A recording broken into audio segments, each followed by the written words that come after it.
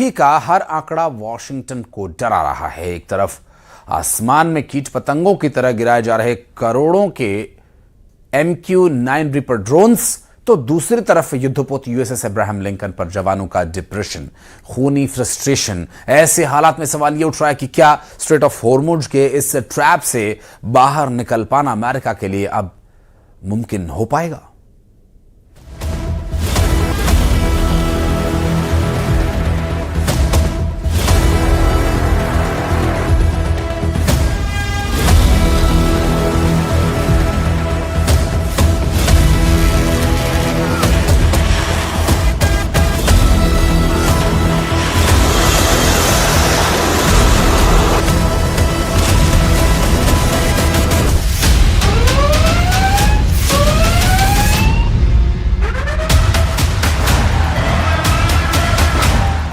Iran युद्ध को लगभग 170 दिन होने वाले हैं। 5 महीनों से ज्यादा की जंग में इस वक्त ट्रंप बुरी तरह से फंस गए हैं। एक तरफ हॉर्मुज पर ईरानी गदर है, तो वहीं दूसरी तरफ अमेरिका के बेहद महंगे और एडवांस MQ-9 ड्रोन को ईरानी सेना और हूथी लड़ाके कीट पतंगों की तरह हवा में मार रहे हैं।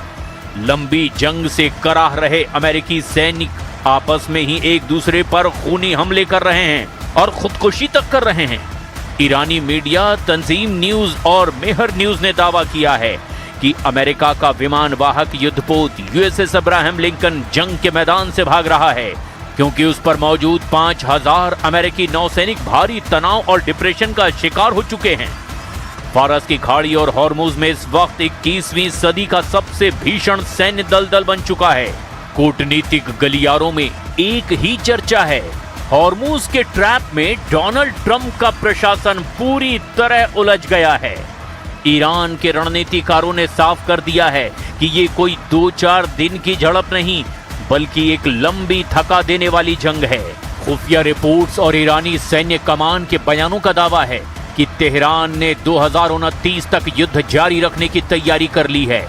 ईरान का मानना है कि हॉर्मुज से दुनिया के 20% कच्चे तेल का रास्ता रोककर वो अमेरिकी अर्थव्यवस्था और वॉशिंगटन के सैन्य दबदबे को धीरे धीरे घुटने पर ले आएगा। कुल मिलाकर ईरान युद्ध ट्रंप के लिए कोड़ में खाज बन चुका है, जहां सिर्फ और सिर्फ अमेरिका को भारी नुकसान हो रहा है।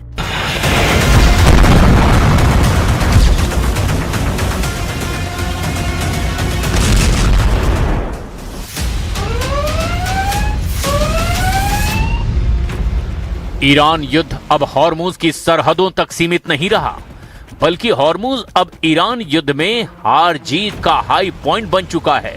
पूरा पश्चिमी एशिया इस वक्त युद्ध से पैदा हुए हालात को देखते हुए ईरान के खिलाफ डबल मोर्चा बनाने में जुटा हुआ है। पश्चिम एशिया में मौजूद अमेरिका के 8 मुख्य मिलिट्री बेस ईरान के हमलों और भीषण खतरों के बीच जंग करने को मजबूर हैं। एक तरफ फारस की खाड़ी में अमेरिकी युद्धपोत और ईरानी मिसाइलें आमने सामने हैं, तो दूसरी तरफ वॉशिंगटन और तेहरान के बीच बयानों का युद्ध अपने सबसे खतरनाक स्तर पर पहुंच चुका है। अमेरिकी राष्ट्रपति डोनाल्ड ट्रंप ने सोशल मीडिया पर दावा किया कि स्ट्रेट ऑफ हॉर्मुज पर अमेरिका का पूर्ण नियंत्रण हो चुका है, लेकिन ट्रंप के इन दावों की हवा खुद अमेरिकी अधिकारियों और अमेरिकी मीडिया ने ही निकाल कर रख दी।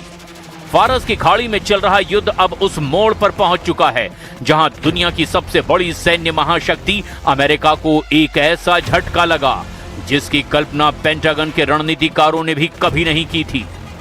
अमेरिकी वायुसेना का सबसे भरोसेमंद, सबसे अत्याधुनिक और घातक हथियार MQ-9 रीपर ड्रोन ईरान के आसमान और हॉर्मुज की हवाओं में मची तबाही का शिकार हो रहा है।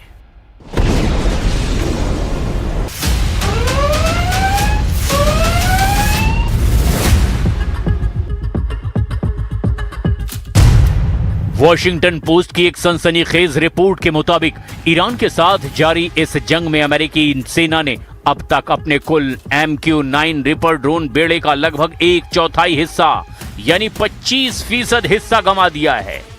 आंकड़ों की भाषा में समझें तो कम से कम 45 महंगे रीपर ड्रोन या तो मार गिराए गए या फिर तकनीकी खामियों की वजह से क्रैश हो चुके हैं। ये नुकसान केवल एक ड्रोन का गिरना नहीं, बल्कि अमेरिका के 1 अरब 30 करोड़ डॉलर यानी लगभग 11,000 करोड़ रुपए से ज्यादा के सैन्य साजो सामान का धू-धू कर जल जाना है। युद्ध शुरू होने से पहले अमेरिकी वायुसेना के पास करीब 165 और अमेरिकी मरीन कॉर्प्स के पास में 20 रिपर ड्रोन सक्रिय सेवा में थे। लेकिन इस जंग की आग इतनी भीषण रही कि महज कुछ महीनों के भीतर ही अमेरिकी एयरफोर्स की फ्लीट घट करके मात्र 135 के आसपास रह गई। पेंटागन के लेफ्टिनेंट जनरल डेविड टैबर ने अमेरिकी सीनेट में अपनी गवाही के दौरान इस भारी नुकसान पर गहरी चिंता जाहिर की। लेकिन सवाल ये उठता है कि दुनिया का सबसे हाईटेक माना जाने वाला ये हंटर किलर ड्रोन इतनी आसानी से निशाना कैसे बन गया? पहला कारण, उड़ान की गति और ऊंचाई। MQ-9 रिपर एक प्रोपेलर चलित ड्रोन है। यह बहुत तेज गति से नहीं उड़ता और जासूसी के लिए इसे अक्सर कम ऊंचाई पर मंडराना पड़ता है। ईरान के पास मौजूद अत्याधुनिक सरफेस टू एयर मिसाइल यानी SAM डिफेंस सिस्टम और इलेक्ट्रॉनिक वॉरफेयर यूनिट्स के सामने ये धीमी गति का ड्रोन एक सॉफ्ट टारगेट यानी आसान शिकार साबित हुआ। दूसरा कारण, संचार का टूटना।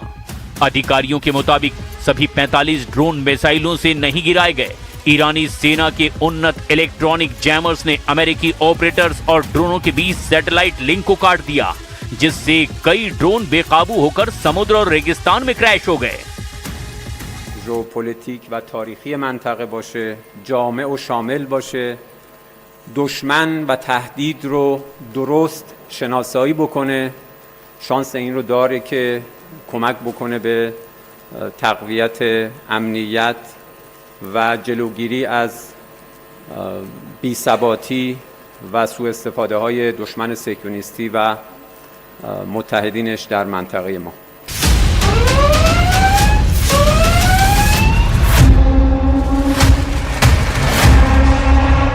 एक अकेले MQ-9 रिपर ड्रोन की कीमत उसके सेंसर, रडार और हथियारों के आधार पर 3 करोड़ से 5 करोड़ डॉलर यानी 250 करोड़ से 400 करोड़ रुपए के बीच होती है। 45 ड्रोनों के नुकसान का सीधा मतलब है कि अमेरिकी करदाताओं के 1 अरब 30 करोड़ डॉलर पानी में बह चुके हैं। लेकिन बात सिर्फ ड्रोनों की बर्बादी तक सीमित नहीं है।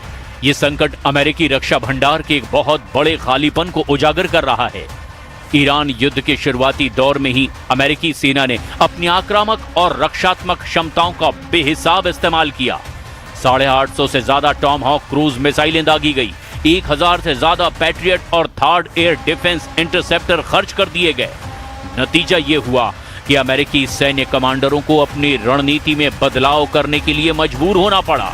जिस रफ्तार से मिसाइलें और इंटरसेप्टर दागे जा रहे हैं, उस रफ्तार से अमेरिकी रक्षा उद्योग उसका निर्माण और सप्लाई नहीं कर पा रहा।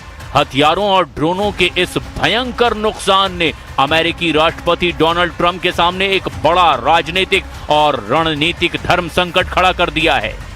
45 ड्रोनों का नुकसान, युद्धपोत पर मंडराता संकट और 2029 तक खींचने वाली जंग हॉर्मुज के इस ट्रैप ने साफ कर दिया है कि केवल सैन्य ताकत से जंग नहीं जीती जा सकती।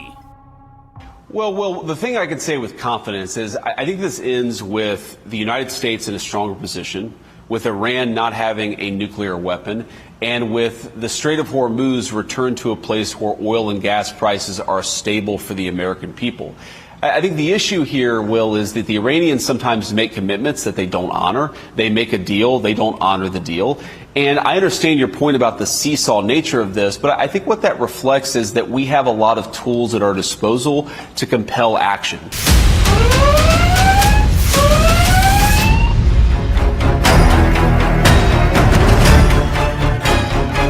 अब दुनिया की नजरें वॉशिंगटन पर है कि क्या ट्रंप प्रशासन इस महासंकट का कोई राजनीतिक समाधान निकालेगा या फिर फारस की खाड़ी का ये गतिरोध असीम युद्ध की ओर बढ़ेगा।